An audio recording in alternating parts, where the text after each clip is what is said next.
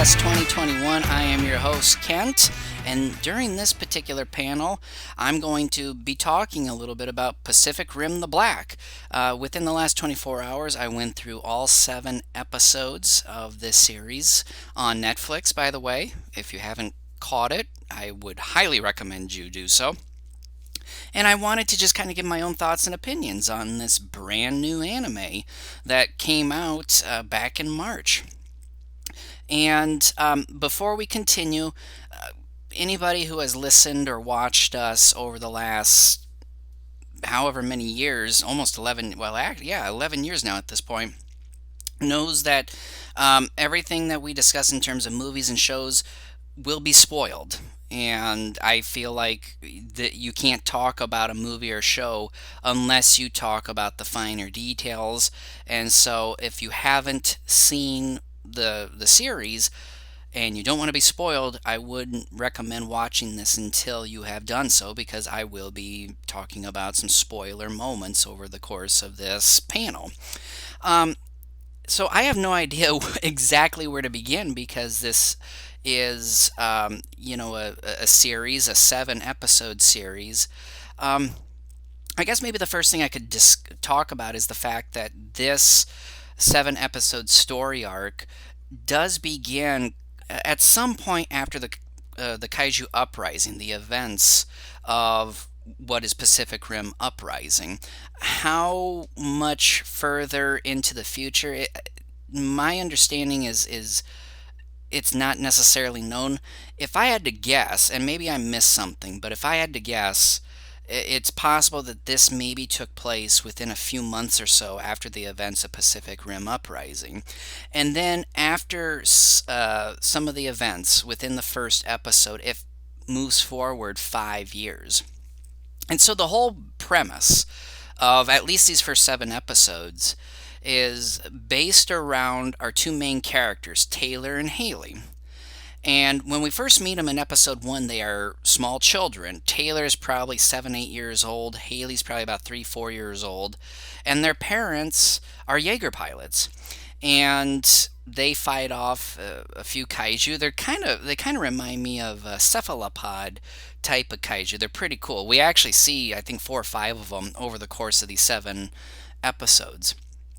And so what eventually ends up happening is, initially anyways, is that their parents are fighting in Sydney, and they are trying to not only fend off kaiju and protect the city, but to look for Taylor and Haley. And after fighting off a kaiju or 2, they are able to locate them in a bus, transport them to an area which I believe is in the outback.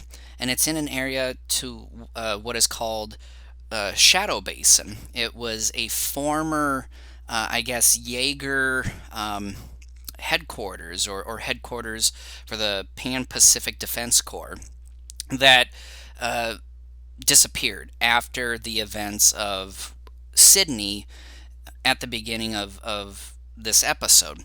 And so the reason why the series is called The Black is that what we see, and it's even further explained in an episode or 2 down the road, is that during that attack on Sydney, one of the Jaeger pilots ends up, I believe, taking out, if I understand this correctly, certain things are still a tad unclear to me, taking out a satellite comm, and all communications end up going black at that point. So that's why it's called The Black. They really have no contact with much in the way of anybody else within the continent and across the globe, because they destroyed this satellite. I'm not entirely sure as to the reasons why. Again, I must have missed something, because there are some nuances here that take place in some of these episodes. But Taylor and Haley's parents drop them off in this area called the Shadow Basin, and it's sort of this oasis within the outback. And this Shadow Basin is a basin, obviously, and it's pretty good size, and it's a natural beauty.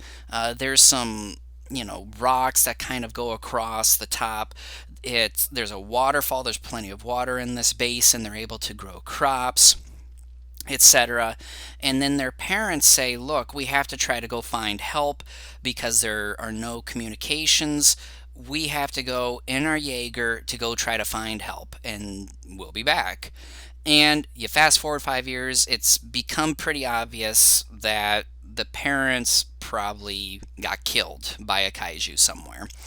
And so, to try to put everything in a nutshell as best as I can, um, Haley ends up finding this secret area inside the basin where there's a training Jaeger called Atlas Destroyer.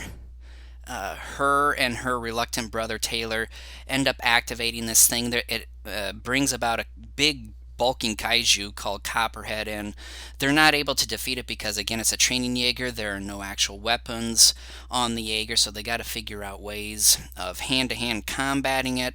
They're able to neutralize it, at least for a small period of time. Then they decide, look, let us go try to find mom and dad. And so they go out and they go to Meridian, which is kind of their old home. They come across a weird, strange monster type of kaiju at some point that eats these dog type of kaiju. They're kind of creepy but pretty cool at the same time. And then they come across this group of people who are led by Shane. He's kind of this black market dealer. He and his people were trying to gather kaiju eggs so that they could get parts to build their own Jaeger. And so this deal ends up going south because they weren't able to capture as many eggs as they had initially hoped to do so. Shane is just a bad dude, and he initially sort of befriends Taylor and Haley a bit. And by the way, I did forget, while in Meridian, they went into the old Pan Pacific Defense Corps headquarters, and they discovered this very pale looking boy in a tube with some interesting liquid. And the reason why they're there is they're looking for a power core for Atlas Destroyer. The power core that they find is powering this little boy's tank, and after the little boy breaks himself out of the container, they're then able they aren't able to retrieve the power core. Because, again, dog kaiju are coming after them. And so eventually, they're in with Shane. Shane's a bad dude. Shane's realizing that there's something up with Taylor and Haley and this boy, and he realizes that they want power cores as well for their Jaeger, and he finds this out by using one of those drifting caps that Jaeger pilots use. And so he realizes, look, they got a Jaeger. They're going to take us to this Jaeger. We're going to take it for ourselves and weaponize it and do all sorts of things with it. And this girl that works with Shane named May is supposedly having been raised by Shane. And so she kind of is one of two people to be his right-hand person. And so they go back to Meridian, retrieve Atlas Destroyer, and in the process of trying to get Atlas Destroyer working, it brings back Copperhead. And so they try to fight Copperhead again. May and Taylor this time try to, and they're unsuccessful. Atlas Destroyer loses an arm and they end up trying to retreat. They end up in a minefield. The minefield does nothing more than to, render Copperhead unconscious. And then what ends up taking place is that they go back to Shane's little hideout area within the outback, and things begin to kind of go further south here. He tells the kids they got to leave by sunrise, otherwise they're dead. The kids go, but then he sends off another one of his mercenaries to go kill the kids later.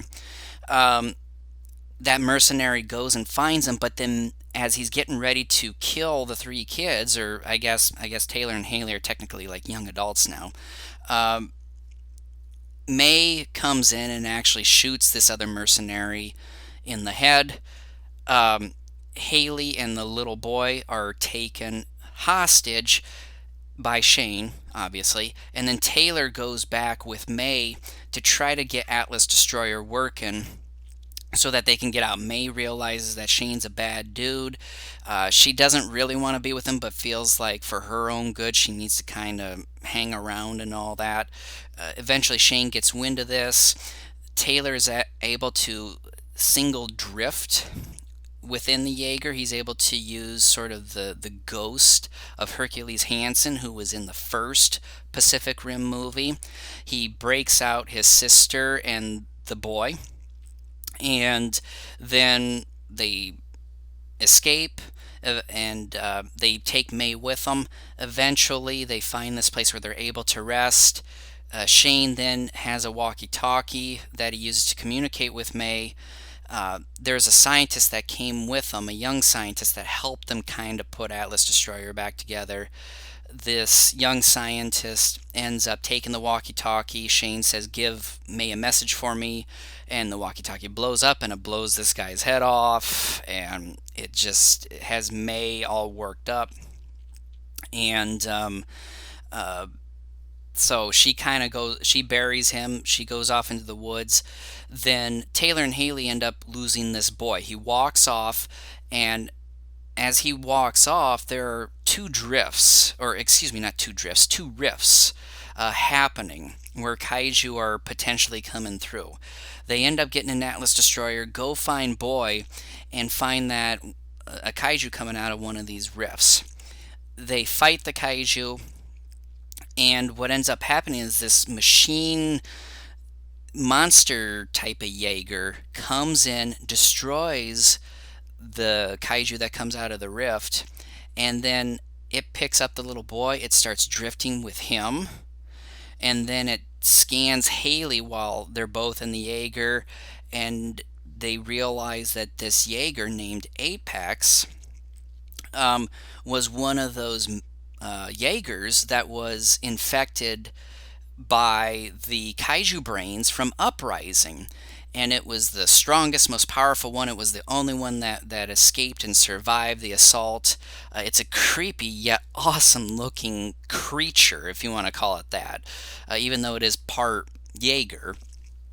And so they realize this Jaeger, for whatever reason, is protecting this boy. So then, as we get towards the end, and then Apex actually helps Taylor and Haley out by finding a spare Jaeger arm, gives it to them so that they can replace the broken arm that they lost in their one fight with Copperhead. And then the series ends up concluding more or less learning a little bit more about May's past, and then it concludes with a big battle with Copperhead finally. And we find out that Boy is more or less a kaiju. He transforms into a decent sized kaiju. He's not as large as Copperhead. He's not even the biggest kaiju you're ever going to see, but he grows. He goes from a little boy up to a decent sized kaiju. And he's pretty cool looking. He's kind of got some horns, and he's kind of, if you know of Orga, he's got a face that's similar to Orga's. He's a pretty agile type of kaiju, and is able to kind of hold his own against Copperhead for a bit up until he gets trapped in some rubble. Then it's up to May and Taylor in Atlas Destroyer to defeat Copperhead. They end up puncturing a big hole in its chest. They end up taking off one of its hands, and then May goes into this Jaeger that was their parents. By the way, I forgot to mention they found their parents' Jaeger earlier in this final episode, and found a recording left by their parents who were in trouble, obviously, at the time that they made the recording, basically, saying the fight is done, we can't go on any longer, our kids are in the shadow basin, please go find them, please take care of them, etc. And so obviously the kids get worked up about it. There was a nuke that was ready to be launched by their parents Jaeger, but it got jammed. And so as May and Taylor inside Atlas Destroyer fighting Copperhead, May goes into her parents Jaeger to try to unjam the nuke. And just in time, as May and Taylor with Atlas Destroyer, shove Copperhead off of them, May's able to launch the nuke into the hole of Copperhead's chest and blow it up. That's the end of Copperhead. And right before, as the episode and so far season one comes to a conclusion, we see these mysterious cloaked individuals that we quickly realize are precursors. And they're on a nearby roof with some of those kaiju dogs. And we realize that this boy that Taylor and Haley had found earlier in the season is what they call the Kaiju Messiah. And so it ends on that sort of cliffhanger. So, with all that, again, and I pretty much alluded to this at the top of this panel or this discussion here, that this is a really good series. When I heard that they were making an anime, I had some pretty decent hopes that it would be a good series. I never realized it would be this good. And I figured on some level, yes, it probably would tie into the films, but I thought it at best might be a loose tie-in. But that's not the case. It is a pretty good tie-in with the films. It takes place after the Kaiju uprising within the second film. And I think it's probably, safe to say at this point we may not get that third movie because the second film wasn't really received well. It didn't make as much money as they had hoped.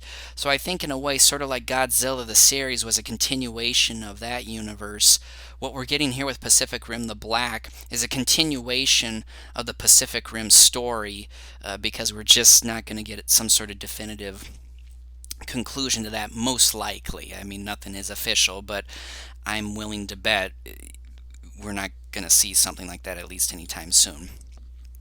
But this is an incredibly well written series. Taylor and Haley's story is very heartbreaking. They are very well written as characters.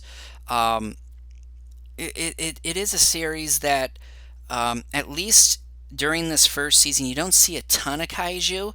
You do see a fair amount. I think if I were to shoot a number out there as far as in a general sense how many kaiju, different kaiju you see, um, separate kaiju, I would say you probably see anywhere between 8 to 11 perhaps.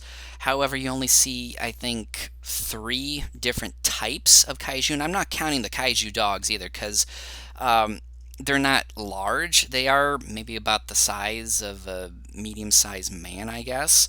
So they're big, but they're not kaiju big. So you don't get a variety of kaiju in here, but there's enough action to keep you going. It is more character driven, and the interesting thing is that you get this wonderful sort of black market subplot with Shane. I mean, Shane is just a really bad dude that is willing to just do anything, and we see he kills one of the guys. Well, he kills most of the guys' posse with him who dropped off the Jaeger part and was hoping to get 4 kaiju eggs out of him. This is a guy that just is going to stab you in the back any chance you get. And the interesting thing about him, as we find out in kind of the final couple episodes of this season, is that he had always told May that he adopted her, that her parents had died, and as a result, he found her and raised her as his own. That's not true. We find out that what actually happened is that he more or less took her from her parents. Her parents were not killed by kaiju. He basically kidnapped her and raised her to be this killing machine. I mean, she's very good with the weapons and all that. I mean, she just she is like a Rambo of sorts here. Um, and the little boy, obviously, when we come upon him, we know something's up. He's able to breathe. He's not connected to any breathing tubes or anything like that when he's in the container. When we initially see him, and so you realize immediately something's up here, and he's mute, and it seems like he has trouble understanding what Haley and Taylor are telling him most of the time. And we see him occasionally go after insects, small animals, and reptiles. He's trying to kill them, and in fact, he even eats some of them. And I think, for me personally, anyways, I realized that this kid either has some sort of connection with kaiju, like maybe he can control them, or somehow he becomes a kaiju himself. But I thought, no, there's no way he could become a kaiju. That may be just a tad too far from where they might be willing to go with this series. And as it turns out, my second assumption proved to be correct. He turns into a kaiju.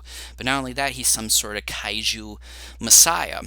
And one of the things I'm curious to find out as we move along, hopefully we get a second season and so on with this series, is that there were, I believe, a couple other tubes in that same room that he was found. And I don't know if those were failed experiments, or if there are other sorts of kaiju messiahs out there like him. I think it's going to be interesting to see if any of that is explored. It would be great if they could. Um, there's so much I would love to talk about this, and it's kind of hard doing it by myself because I don't have anyone to ping pong off of. But all I can say, guys, is that if you love the Pacific Rim films, this is something that is worth checking out. It is worth your time. The episodes run anywhere from like 25, 27 minutes, and there's 7 of them, so I got it done in one afternoon, and I was fully entertained the entire time. I mean, I was glued. It is incredibly well written. It's one of the best written shows I have seen in an awfully long time, and that's saying something because I do watch quite a few TV series. And there are a lot of Easter eggs. There are a lot of subtle and at times obvious callbacks to the first and second films. Um, the Apex Jaeger Kaiju is a sight to behold. I mean, its cry, its look.